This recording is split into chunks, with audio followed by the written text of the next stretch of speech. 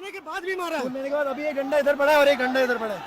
ये देखिए यहाँ पे मैं उसको दिखा रहा था कि भाई मार, एक और मार, उसने मार दिया। पुलिस वाले प्रोटेस्टर्स के ऊपर पथराव कर रहे हैं। जिनके अगेंस्ट ये लड़ाई लड़ी जा रही है ना, उनके अंदर कॉन्शियंस और एम्पैथी नहीं है।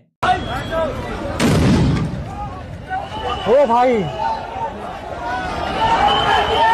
30 जुलाई को इतनी बड़ी संख्या में आए। भाई नीचे उतरो या सारे गाड़ी में चढ़ेंगे। तैयारी चल रही है।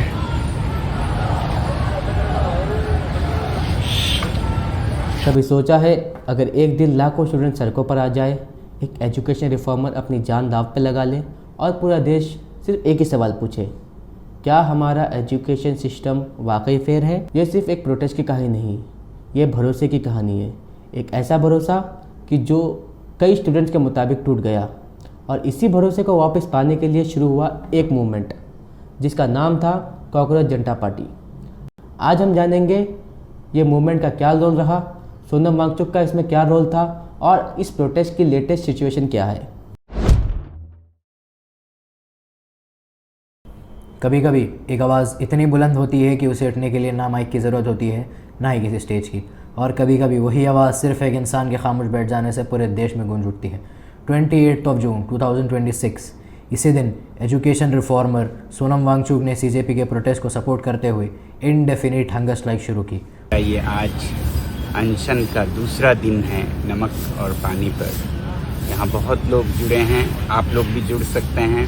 उन्होंने कहा कि उनका मकसद स्टूडेंट्स के कंसर्न्स और उनके एग्जामिनेशन सिस्टम में अकाउंटेबिलिटी मांग को हाईलाइट करता है। Protesters argued that the examination process required major reforms while the government maintained the investigation and appropriate actions were underway। जैसे जैसे दिन गुजरते गए भीड़ बढ़ती गई, सोशल मीडिया पर हैशटैग्स ट्रेंड करने लगे, स्टूडेंट्स, टीचर्स और सपोर्टर्स प्रोटेस्ट साइट्स पर पहुंचने लगे। हर रोज़ एक ही सवाल उठ रहा था, क्या स्टूडेंट्स को इंसाफ मिलेगा? ये प्रोटेस्ट अब सिर्फ एक हंगर स्ट्राइक नहीं रहा, ये एक नेशनल मुद्दा बन चुका था। कई शहरों में डेमोन्स्ट्रेशंस हुए, सीजेपी ने रैलीज और कैंपेन्स ऑर्गेनाइज किए। प्रोटेस्टर्स ने ट्रांसपेरेंट इन्वेस्टिगेशन और एजुकेशन रिफॉर्म्स की डिमांड दोबारा दोहराई और करंट एजुकेशन मिनिस्टर का रिज़ाइन मांगा। सारे आंदोलन में सिर्फ एक ही नारा चल रहा था कि धर्मेंद्र प्रधान रिज़ाइन। ये वही धर्मेंद्र प्रधान जो आज एजुकेशन मिनिस्टर हैं, लेकिन क्या आप जानते हैं एक ऐसा वक्त था जब वो खुद पेपर लीक के खिलाफ सड़कों पर उतरे थे, और सिर्फ प्रोटेस्ट ही नहीं, पुलिस की लाठी भी खाई थी। उनको इतना ब्रूटली मारा गया था, उनके जानने वालों के मुताबिक ये कहा गया कि वो ज़िंदगी और मौत के बीच जूझ रहे थे और किस्मत के भरोसे वो बच गए थे। लेकिन आज वही धर्मेंद्र प्रधान स्टूडेंट्स की मांगें पूरी करने से पीछे हट रहे हैं। जब प्रेशर बढ़ता गया तब माहौल और गंभीर होने लगा।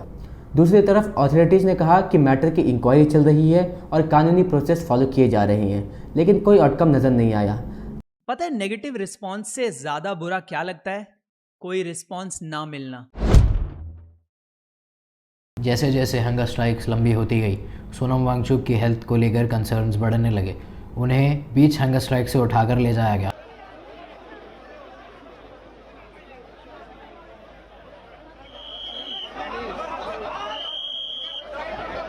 But according to some officials उन्हें हॉस्पिटल के लिए ले जाया गया फॉर हिज ट्रीटमेंट्स।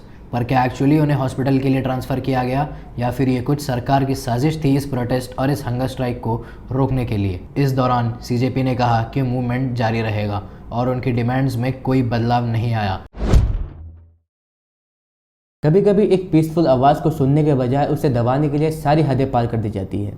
20 जुलाई को सड़कों पर जो हुआ वो सिर्फ एक प्रोटेस्ट नहीं था, वो आम लोगों पर हुई ब्रूटैलिटी का एक ऐसा सच था जिसे छिपाया नहीं जा सकता। 20 जुलाई की सुबह हज़ारों की तादाद में लोग जमा हुए थे। इसमें छात्र थे, बुजुर्ग महिलाएं थी, मर्द और बच्चे थे।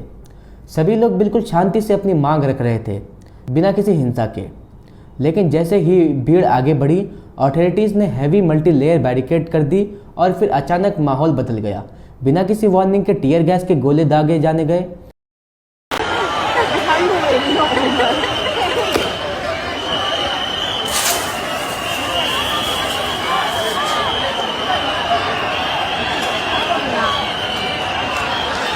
पूरे एरिया में धुआं भर गया। वायरल वीडियोस और ग्राउंड रिपोर्ट्स के मुताबिक बैरिकेड्स पर शॉक लगने और धक्के से लोगों में भगदड़ मच गई। मुझको करंट लगाए। तुमको क्या लगा है? करंट लगाए, वेरिएंट पे करंट मांगा था इन्होंने, पहले वेरिएंट पे तुमको करंट लगा? मुझको करंट लगाए, बहुत लोगों को लगाए। चार्ज करिए मेरे ऊपर। शांति से शुरू हुआ प्रदर्शन अचानक एक खौफनाक समंदर बन गया। जो उसके बाद हुआ उसने सबको शॉक कर दिया। पुलिस और सीआरपीएफ के साथ साथ रैपिड एक्शन फोर्स ने ब्रूटल लाठीचार्ज शुरू कर दिया। दौड़ा दौड़ा कर लोगों को पीटा गया। स्टैम्पीड हो जाएगा।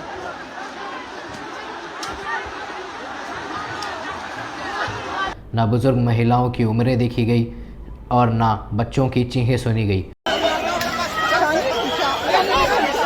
औरत और मर्द सब पर लाठियां बरसाई गई। लाठी चला, क्या कर रहे हो आप? क्या कर रहे हो? सबसे बड़ा सवाल तब उठा जब इन वीडियोस में सीआरपीएफ और पुलिस पर्सनल बिना किसी नेम प्लेट या आइडेंटिफिकेशन टैग के नजर आए। गर्मी की वजह से उतारा है। सही रीजन पक्का। बस बिल्कुल यही रीज़न है। हम आइडेंटिटी क्या छुपाएंगे? हमारी आइडेंटिटी यहाँ लिखी रहती है सर, हमारी कोई आइडेंटिटी नहीं इसके अलावा। और उनके साथ साथ सिविल कपड़ों में अनजान लोग यानी गुंडे भी हाथ में डंडे लिए दिखे, जो खुले आम लोगों को ब्रूटली मार रहे थे। बात क्या पता क्या है, साले ये लोग दिल्ली पुलिस के भी नहीं आते। वो जो है था ना, गद्दी पकड़ के ऐसे करके फेंका है भी मुझे। ना नेम टैग है, तुंदलू सी आई हुई है उसकी, हाथ में लठ है, साथ में बैठे हुए हैं तो चिल्ला लेंगे। गुंडों को बुला के पिटवाया अपनी जनता को। लेकिन इतने सब के बावजूद दिल्ली पुलिस ने ऑफिशियल स्टेटमेंट जारी करके सारे आरोपों को झूठा करार दिया और कहा कि कोई वायलेंस या ब्रूटैलिटी नहीं हुई। लेकिन वायरल फुटेज और घायलों की तस्वीरें कुछ और ही दास्तां बयान करती। क्या ये वही दिल्ली पुलिस है जिसने दिल्ली के नागरिकों को सुरक्षित रखने का वचन दिया था? क्या ये वही दिल्ली पुलिस है जिससे सब सिटीजन्स से फील करना चाहेंगे? जुलाई की शाम सड़क पर बिखरी हुई चप्पलें, फटे हुए बैनर्स और बहने वाले आंसुओं की गवाह बनी।